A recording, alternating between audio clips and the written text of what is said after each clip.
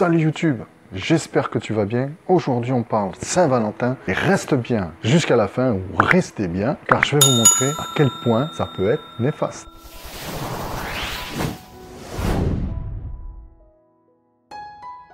La Saint-Valentin est considérée comme une fête commerciale.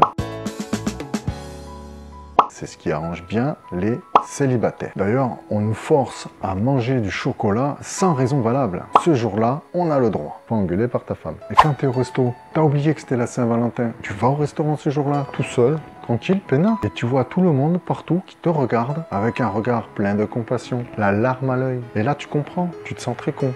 Et en plus, ce jour-là, ton resto, tu le payes 2 fois plus cher. Alors à la Saint-Valentin, il est de tradition d'offrir des roses. Mais pourquoi des roses? C'est très con, elles meurent 2 fois plus vite. En plus, nulle part en littérature, vous pouvez vérifier. Dites-moi en commentaire si vous trouvez quelque chose. Nulle part, il est prouvé qu'en littérature romantique, la journée du 14 février est une journée spéciale, une journée de Saint-Valentin. Nulle part. Alors le must, les gens déguisent leurs animaux. Arrêtez avec ça. Mais c'est cruel, les pauvres bêtes.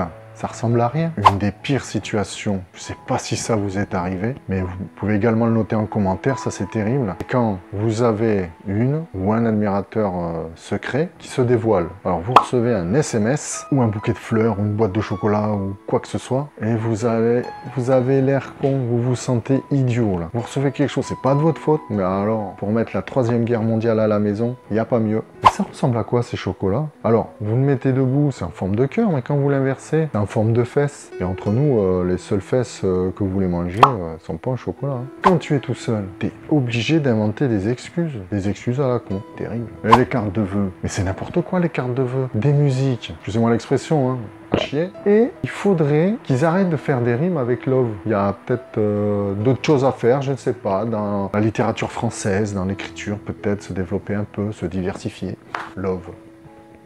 En plus, c'est mal vu de pas aimer la Saint-Valentin. Moi, j'aime pas ça. Des pubs, rien que des pubs partout. Acheter, acheter, toujours acheter. Alors, il y a ceux qui se croient plus malins que les autres. Dans le couple, ils se font promettre de pas se faire de cadeaux. Voilà, c'est un jour comme un autre, une fois commercial. Ils font pas de cadeaux. Mais c'est un piège. C'est un piège, car même si vous vous êtes pas promis un cadeau, messieurs, faites un cadeau à madame, car une attention, d'autant plus romantique, est toujours touchante. Ça lui fera encore plus plaisir, même si toi, t'en as rien à foutre. Messieurs, offrez un cadeau de bon cœur, un bon resto, même un week-end romantique. Parce que même si vous le faites que cette fois-là dans l'année, c'est qu'une fois dans l'année, vous en passerez une bien meilleure, croyez-moi. D'ailleurs, si vous rêvez d'animaux, allez voir la prochaine vidéo qui vous dira si c'est un bon ou un mauvais présage. À la prochaine. Bye.